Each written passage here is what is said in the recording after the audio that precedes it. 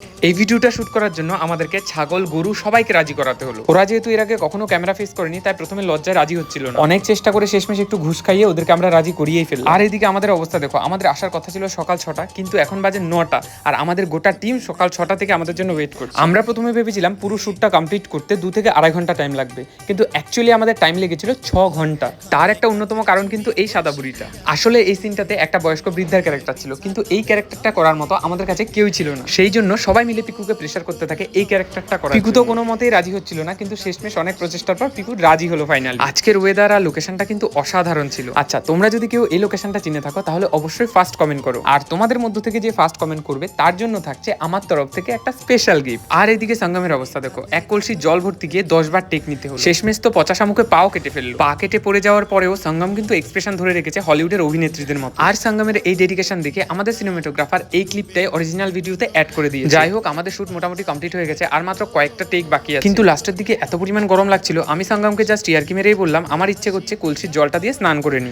আর ওর অবস্থা দেখো, ও সত্যি সত্যি আমাকে কলসির জলটা দিয়ে স্নান করিয়ে দিয়েছে। যেহেতু আমি কোনো এক্সট্রা জামা কাপড় আনিনি, সেজন্য অগত্যা আমাকে হাফ প্যান্ট পরে এই অবস্থায় বাড়ি আসতে হলো। ভিডিওটা ভালো লাগলে অবশ্যই লাইক কমেন্ট করে যেও। বাই।